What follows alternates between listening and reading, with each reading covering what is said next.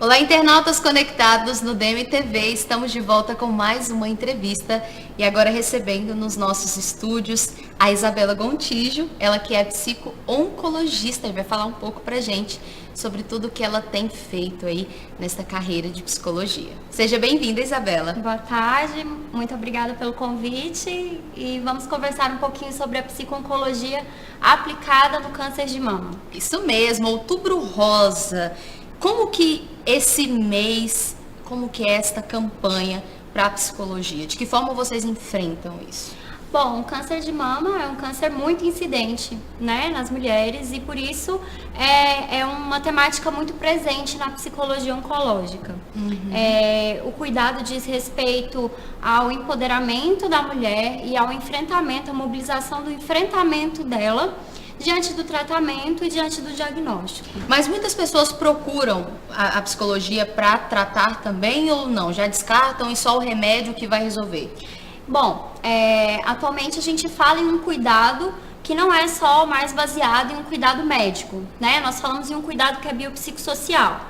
Dessa forma, tem feito cada vez mais, tem sido cada vez mais presente nos serviços de oncologia a presença do psicólogo durante todo o tratamento, né? Não só do psicólogo, mas do nutricionista, do educador físico, do fisioterapeuta.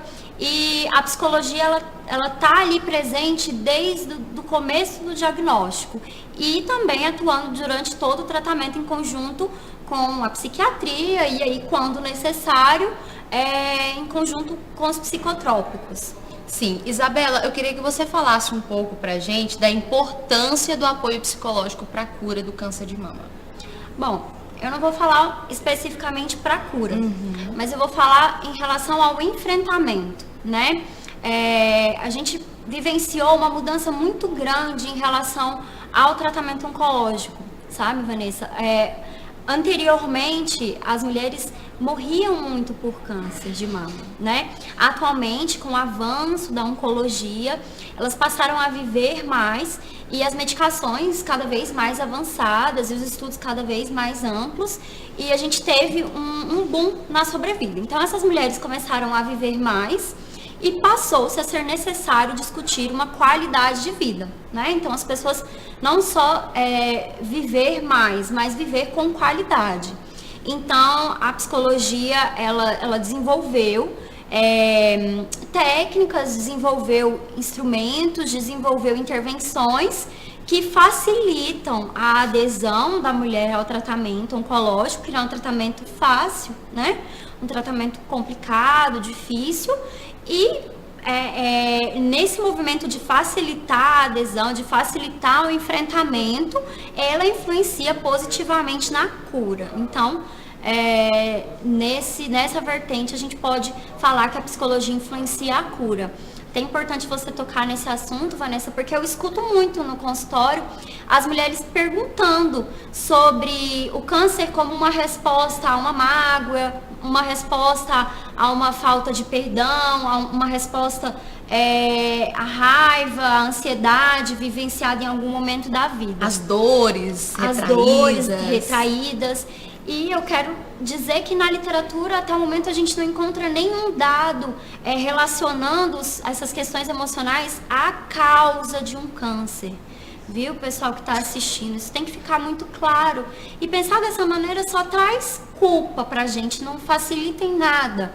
E na literatura a gente não tem nenhum dado que trabalhe com causalidade, apenas como os aspectos emocionais influenciando negativamente o prognóstico, porque dificulta o enfrentamento, a depressão, a ansiedade, índices de suicídio, né, elevados. Então, isso tudo dificulta o tratamento. Então, nessa perspectiva, a psicologia, sim, é um facilitador da cura das mulheres que vivenciam câncer de mama. E esses rumores, né? Pessoas falam, pessoas dizem, mas as pessoas também dizem que quando você descobre a doença, bom, você está bem, você está ótimo. De repente vem aquele baque, né? Aquele impacto do descobrimento da doença. Isso influencia de alguma forma, de forma negativa? Sim. como eu disse anteriormente, o câncer historicamente está muito associado a uma doença que mata, né? Então, a princípio, quando uma pessoa recebe um diagnóstico, é natural que ela vivencie medo, que ela vivencie incerteza, que ela vivencie instabilidade.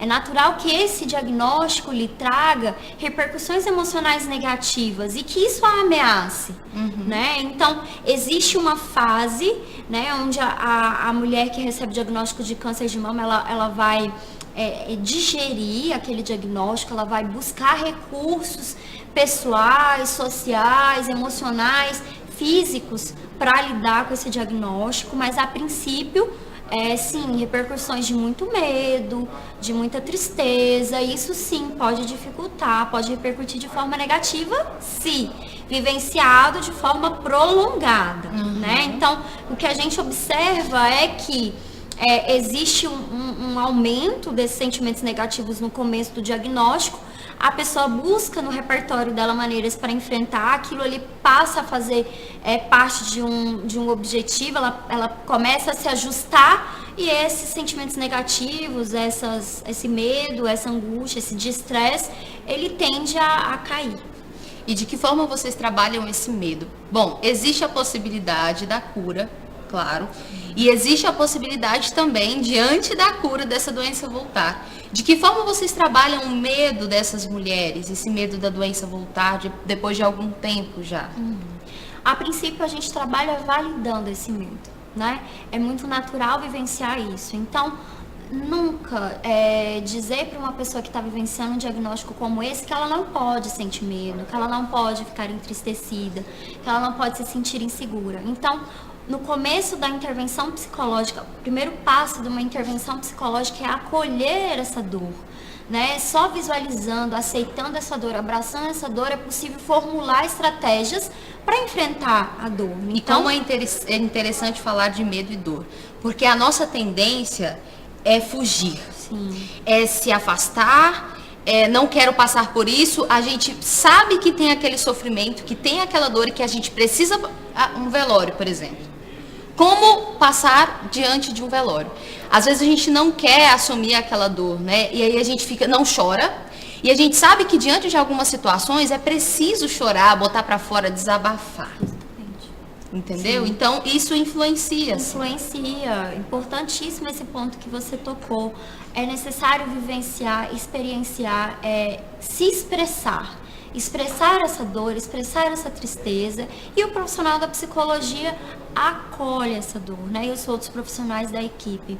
Então, primeiro passo, acolher, aceitar, lidar com aquilo como algo real que está ali presente. Mas lembrando sempre que em meio às adversidades é necessário e é possível alcançar e absorver benefícios individuais. Então a gente mobiliza nesse paciente oncológico estratégias para que ele absorva daquela situação crescimento, para que ele absorva daquela situação ressignificação, para que ele, é muito natural ouvir isso. Não, depois desse câncer de mama eu me reaproximei de algumas pessoas, eu passei a gente se torna um pouco mais dócil, né? Sim, a gente se torna mais atento, mais pleno, mais atento a todas as variáveis que estão envolvidas na situação. Não só as variáveis negativas, mas também os pontos fortes e positivos, né? E a gente não pode encarar também o problema, as doenças, as dificuldades que surgem na nossa vida como algo sempre negativo.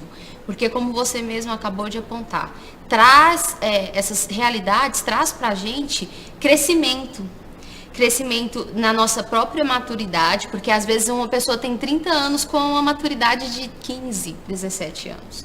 Então é importante a gente ter uma menção disso para que a gente trabalhe bem isso dentro da gente. Sim, sim.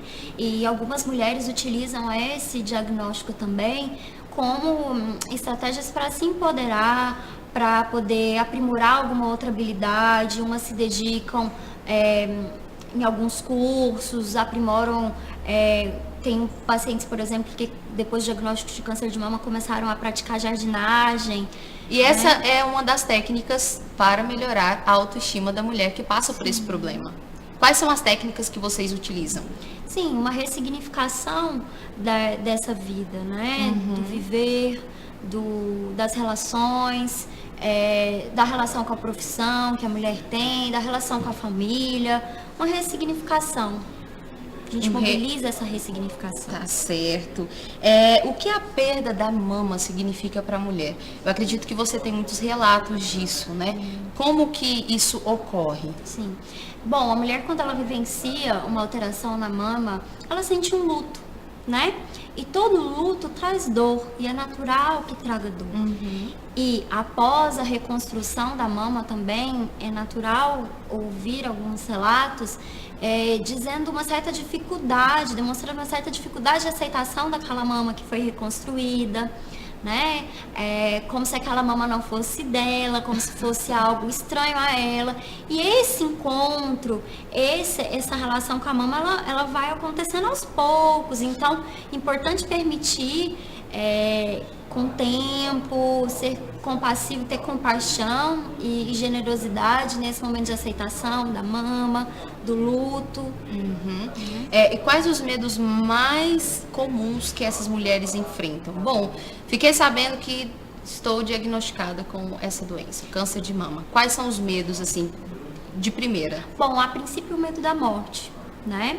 Posteriormente, um medo no desempenho dos papéis e funções. Então, o meu papel como mãe fica prejudicado, meu papel como esposa ele fica prejudicado, como profissional, seja uma profissional fora do lar ou uma profissional do lar. Então, essa alteração no desempenho dos papéis é uma preocupação grande que as mulheres vivenciam diante do diagnóstico de câncer de mama.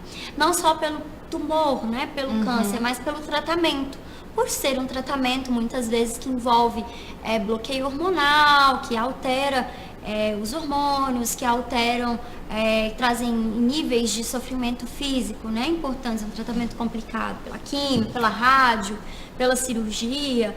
Então, é muito sofrimento, né? É um momento que é vivenciado com sofrimento, mas não é uma regra. Cada um responde de uma maneira à quimioterapia e aos demais tratamentos, né?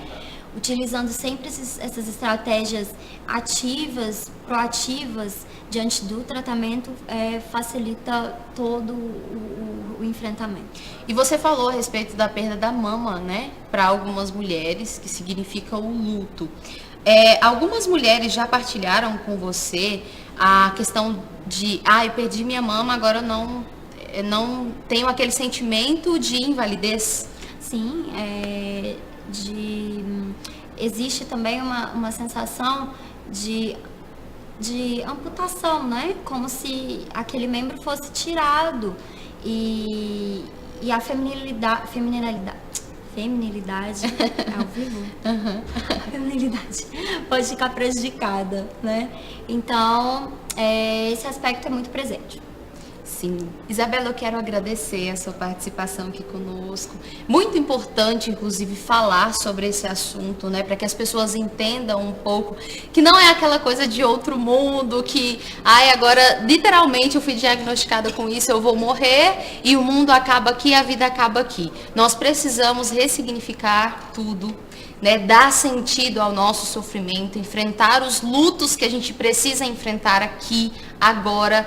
E eu acredito que essa nossa conversa foi essencial para que isso acontecesse, abrir um pouco a mente das pessoas. Com certeza, e um ponto que você destacou, muito importante também, é sempre focar no presente, né? Que é a única certeza que a gente tem. Então, o câncer muitas vezes representa uma incerteza em relação ao futuro, mas o presente ele está acontecendo no aqui, no agora, no hoje. Então, se você está vivenciando um câncer de mama, resgate o foco da sua atenção para o momento atual, para as pessoas que estão te acompanhando nesse momento, para as pessoas que estão cuidando de você, e se agarre ao que lhe fortalece, né? Cada um tem um ponto de fortalecimento, seja a espiritualidade, seja a família, seja o resgate da atenção em algum outro ponto da sua vida. Isabela, muito obrigada pela sua presença aqui, por esta entrevista. Volte sempre, Obrigada. Tá bom? Daqui a pouco nós voltamos com mais conteúdos para você aqui no DMTV.